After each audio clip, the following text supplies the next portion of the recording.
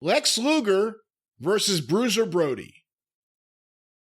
Do you want me to read the description or just say the name of the yeah, well, unless it's a goddamn, Gettysburg Address, read the some or all of the description, and then let's look at it with a more learned eye. To summarize this description, apparently Lex had been shooting his mouth off in the locker room about his new deal with Jim Crockett Promotions and what a big star he was, and word got back to Bruiser Brody.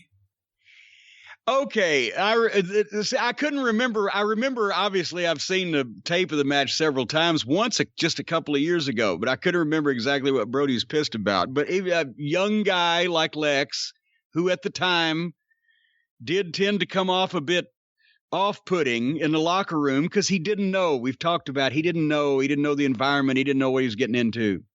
It wasn't a shoot because Brody just stopped selling for him.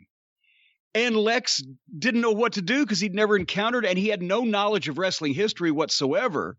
So this was the most foreign concept in the world to him, that Brody would just stop cooperating with him. And Brody wasn't trying to hurt him. He just stopped. If Luger was throwing those flat-footed, awkward right-hand punches, and Brody just shrugged them off. And remember, I think he was kicking him in the gut for a while, and Brody just stood there and then bent over, and he tried a number of things, and Brody wouldn't go for anything. And finally, Lex was Matsuda was his manager at that point, was he? Or was that in Florida, or was that later? He was in Florida. I don't remember Matsuda managing him there. The referee was Bill Alfonso. I remember.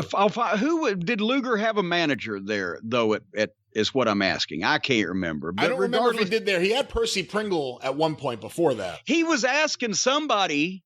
Maybe it was Alfonso. I thought he was asking somebody out of the cage, but you see the tape where Luger is asking, what the fuck's wrong with this guy? What's going on here? I don't understand. And then finally, I guess he didn't know whether Brody was particularly mad at him and going to come after him or not cooperating or whatever the fuck, but he just climbed up on a top rope, climbed over the cage, climbed down to the floor, and fucking left. Luger did. Left the building, not just left the ring. The building. Yeah, left the building.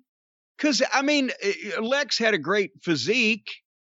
He couldn't do anything with Bruiser Brody if Bruiser Brody didn't want it done. And if Bruiser Brody was going to suddenly, flip and fucking throttle him, there wasn't anything Lex was going to be able to do about it. But that wasn't a shoot. And Brody was known, when he got pissed, that's the one thing. Brody was great, no doubt about it. And he knew how to get over, especially in Japan, but also in the territories that the booker was favorable to him and put up with his eccentricities. Buck Robley, or, in Texas and the places that Brody got over big, he could go in and get over.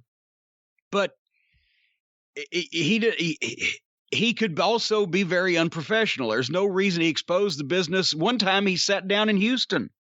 Who was it in Houston he sat down with? Just crossed his legs in the middle of the ring, and the fucking guy was beating on him. And Brody wouldn't registered or even look at him.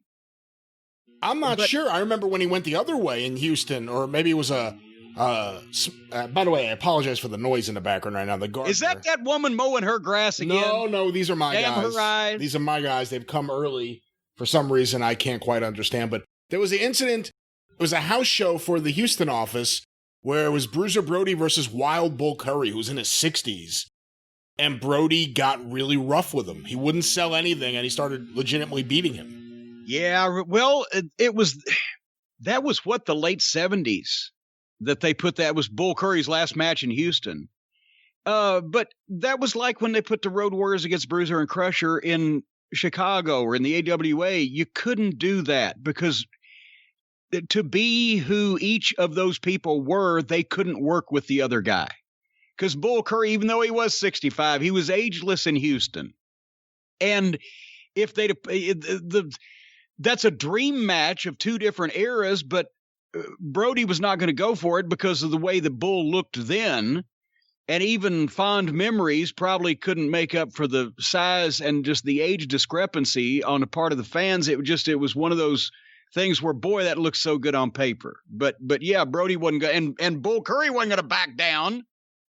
But anyway, but that's not a shoot.